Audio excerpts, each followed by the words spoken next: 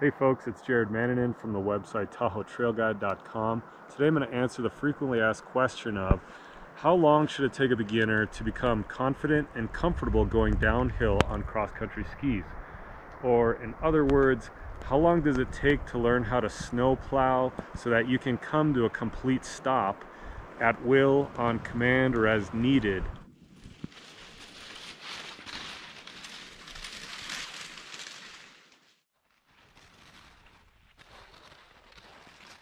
A lot of people mistakenly say that cross-country skiing is easy. What they really mean is that there's a low entry point to get into cross-country skiing, meaning that you can just walk or shuffle around on cross-country skis.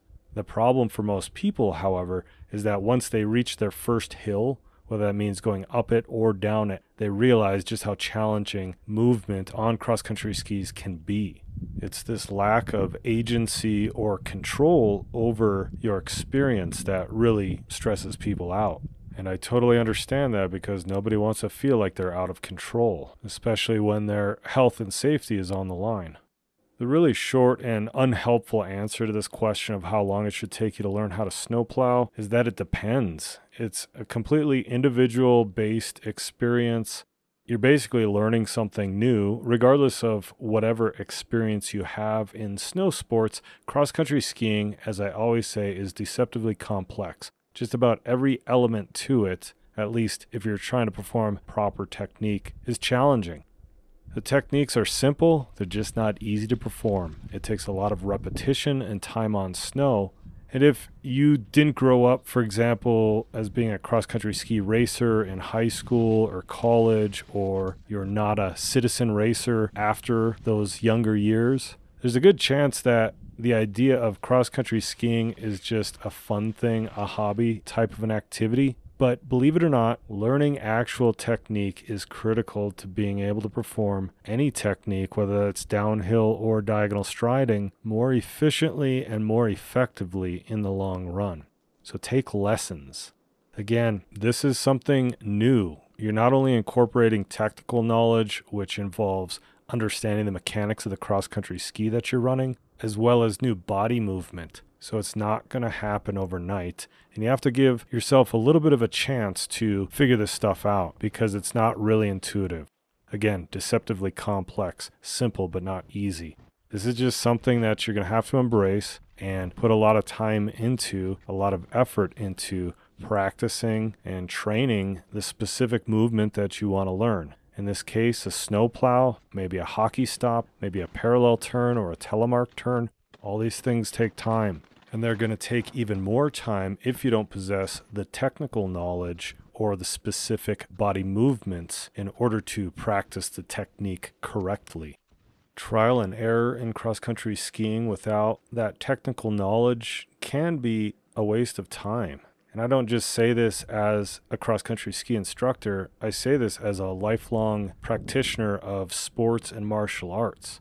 Trial and error works best when you already are proficient in the art and have a deep background from which to draw upon to test out new theories and new ideas. But as a beginner, I find that it's very counterproductive because you spend so much time spinning your wheels or just going down a path that those who know that it leads to a dead end. So take it from me, who's studied some sort of body movement for pretty much all of my life, that learning specific movements to the art in which you're practicing is imperative in order to accelerate your learning experience. Again, if you haven't been a racer or if you've never been a real competitor in any kind of sport, that idea of paying somebody else to tell you how to do this thing that's supposedly easy may sound a little bit silly, but in the long run, I can't emphasize enough how important it is. Treat it as an art that people dedicate their entire lives to, because people do actually dedicate their lives to cross-country skiing and becoming better skiers.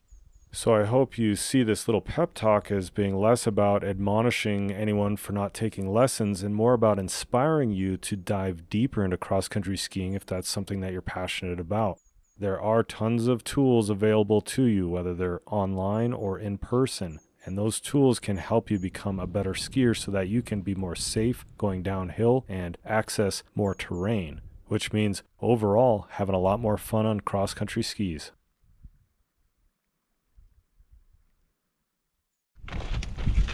Okay folks, that's about all I got. If you liked the video, give it a thumbs up. Please subscribe to my YouTube channel. Check out Tahoe Trail Guide for more information about cross-country skiing and snowshoeing. And if you have any feedback or questions, post it in the comment section below. I also have a Patreon, PayPal, and Venmo option for contributing in a financial way to the health and longevity of Tahoe Trail Guide and this YouTube channel. So just want to say thank you to all my supporters, all my subscribers, everyone who comments and asks questions. Really enjoy our conversation. Take care, folks.